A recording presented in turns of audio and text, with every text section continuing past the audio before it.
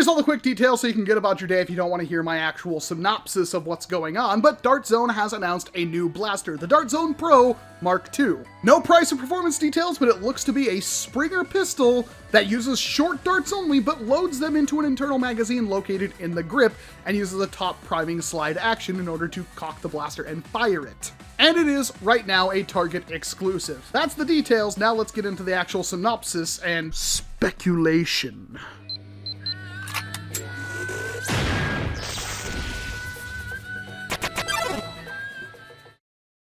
So, does anybody even remember the Dart Zone Pro? I'm not talking about the Nexus Pro. I would really like to have my Nexus Pro right now, but I have no idea where it happens to be. I have thousands of blasters in here, and I have no idea where one is at the moment. But yeah, remember this thing? The Dart Zone Pro Mark I. Then they did a re-release of the Mark 1.1, which was everything fixed about this one. Most noticeably, the stock here doesn't really lock very good, which is kind of a problem for something with a pretty beefy spring load. I honestly don't really like this blaster. I think I've mentioned that a couple of times now. The Dart Zone Pro just rubs me the wrong way. Why do these pins exist? They don't need to. They're completely superficial. They're annoying. This massive slop is awful. And the internals are a nightmare of telescoping whatsits, which probably shouldn't have been done. They pretty much seem to have been done just to make it, like, different? And it was expensive. This was the limited edition one of 1,000. I have, like, I forget which number I have the boxes around here somewhere, but it cost $180. And when the Dart Zone Pro was announced, people were really excited because it's Dart Zone. It's a company paying attention to us in the hobby, the modifiers, the hardcore gamers, and it's Dart Zone, so it should be, like, really affordable, and it turned out to be one of the most expensive foam dart blasters ever made. But we bought it! They sold out of them! Here's one right here. I did not buy this, it was sent to me from a friend. Thank you very much. You know exactly who you are. But that still doesn't mean that I happen to like the blaster a whole lot. I think there's a lot to do with this thing, and then when I got my hands on the Sida Model S, which was the blaster that obviously inspired the Dart Zone Pro, yet the Sida original one was so bad, the Model S was supposed to be a lot better, and in my opinion, it is. I love this blaster a lot. It's worked flawlessly for me. It's super comfortable. I like how it looks. I like how it has the angle. It kind of reminds me of like an AK back here.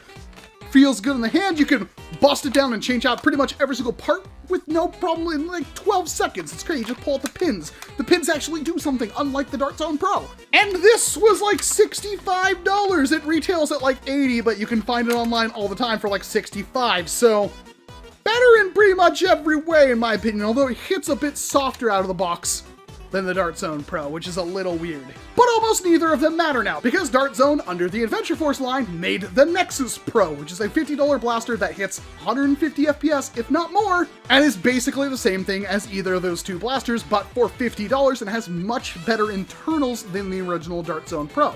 If you like your Dart Zone Pro and you think it's okay spending the extra $100 on minor ergonomic and aesthetic design choices, have at it. But for everybody else, I would recommend just picking up a Nexus Pro, which makes their video all the more weird for me. I'm not quite sure why Dart Zone is cannibalizing its own audience here. I mean, I guess you could buy the Dart Zone Pro Mark 1.1 from Target because that was in the trailer, but you're better off getting a Nexus Pro for way cheaper. But on to the actual point of the video. The Dart Zone Pro Mark II. And this is one of the most pistol of pistol blasters. It really does look like Robocop's AUTO-9.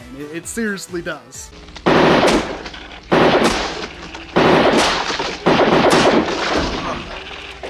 Now, there's only like a 30-second long video announcing this, and there was even less of that video dedicated to the Mark II, but there were some things that we can glean from the limited time we had with the video, starting off with the fact that it's apparently a Springer. No confirmation, but judging by how it worked in the video, we can assume it is one. Which is confusing, because how exactly is it going to function? My only guess is that it works similar to the Lynx? Or what I guess it should be doing is that it's similar to the Venturi, a blaster I bought a hardware kit for a long time ago, but just haven't gotten around to building it. I had to get a new hardware kit because a lot of things were changed, and then by the time that happened, I got busy, and now I'm kind of, well, I definitely need to make one now, and I probably love it, because looking at that blaster, it looks rad. But this is the Lynx, and you can kind of tell what's going on here. Here's a plunger tube, here is a barrel, there is a little connector that goes right here that funnels the air from the plunger tube into the barrel. and then just behind the barrel is basically a breech bolt. So when you pry in the blaster, it compresses the spring. When you pull it forward,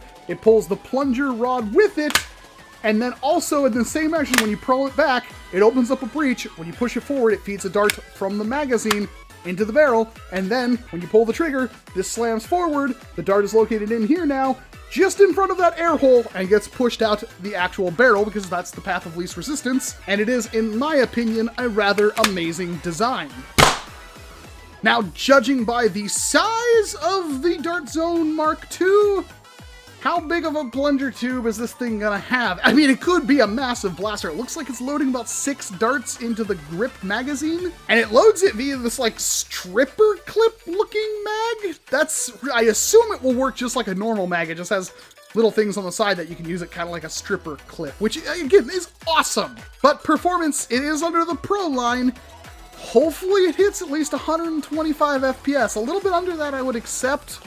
Anything much lower than that, I don't think I'd be down for. I get it, Walcom, it's a pistol blaster. It's supposed to not hit that hard. It's supposed to be a latch. I get that, but I like to primary pistols. It's kind of my thing, so I really hope it's way better than we have any right to expect. And who knows, it doesn't look like it, but maybe it's just as chunky as the Aeon Pro. It could be a massive beefy boy, and you just can't really tell from the video. The one thing that I take particular issue with, however, is up near the muzzle of the blaster. There is a belt clip. It looks like it's molded into the blaster. What's worse is, not only is it facing a weird direction, so if you were to try to clip the blaster to your belt, it would be clipped with the barrel pointing up, not in like a draw position, which is really weird to me. But it also looks like it's anchored and permanent on the right-hand side of the blaster, which means if you wanted to anchor it somewhere, you'd put it on your left hand, which I guess that'd be fine if you wanted to draw it and like finagle it into one hand and shoot it, even though you need 2 hands to use it anyway. But at the same time, like, that means it can only be put on the left-hand side unless that piece is removable and swappable, which maybe it is. I have no confirmation of such things, and I really hope so, because not only does it look particularly ugly, but yeah, it would be nice to be able to put it like on the right-hand side. Or better yet, it would have been better to have it like on the slide or something, so maybe even prime it or something when it's on your belt loop. Like that, I don't know why that wasn't done. I'm really confused about that design choice, but I'm hoping I'm wrong. And no word of price point. That is concerning. While normally you'd be really excited for something like this because, hey, Nexus Pro, Aeon Pro, best values in the hobby, bar none, full stop. Nothing competes. The Sita is a little bit up there when you find it on sale for like the $65, but I mean, it's a very compelling argument, but you can't really find them. But you don't really see them on store shelves at like a Walmart everywhere you go. Well, you can with the Nexus Pro and Aeon Pro.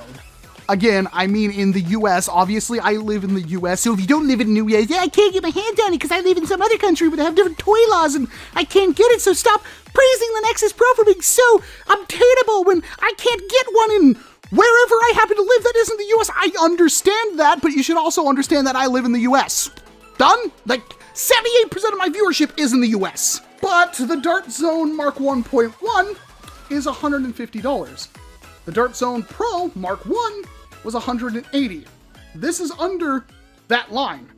So it would be safe to assume this blaster would probably be like 30, 40 bucks. Even that might be a little bit more expensive when you consider things like the Aeon Pro, but that's fine. Even 50, I'm comfortable with. It's when we start getting into, is it $99? Is it $80? Is it more? That is a very real possibility on their pricing scheme, and that worries me a lot. I hope that's not what's gonna happen, but we will see, and we'll actually see very soon, because it drops December 2020. That is less than a month away. Well, assuming it launches within the first 7 days of December, that is a month away. Could be longer. And this infuriates me as a content creator because I can't do in a head video of like the best blasters of 2020 or my favorite blasters of 2020 because here's a blaster that's going to come out weeks before the end of the year. So anybody who already made one of those videos, you're screwed because now there's another major release coming. And I really hope I get my hands on one before the end of the year. So please, Daddy Dart Zone, send me 1K, thanks, bye. And that's it. I'm cautiously optimistic and pretty hyped for this blaster but I'm a little worried until we get more details on how it goes. Hopefully it performs well, hopefully it's an acceptable price, hopefully it's just as cool as I think it is, hopefully I can remove that stupid belt clip on the side of it. But most importantly, let me know what you think about the new Dart Zone Pro Mark II down in the comment section below. And are you upset it wasn't a flywheel or strafe replacement on a high-end budget? I know I was. I still don't understand why we haven't gotten like some kind of crazy select fire magazine-fed brushless crazy awesome blaster from Dart Zone for 180 bucks. I would buy that in a heartbeat. I think pretty much everybody would. But you let me know what you think about the Mark II and if I got anything wrong down in the comment section below. Other than that, I'm Walcom S7. Thank you very much for watching this video, and of course, I hope to see you in an entirely different one. You gotta up,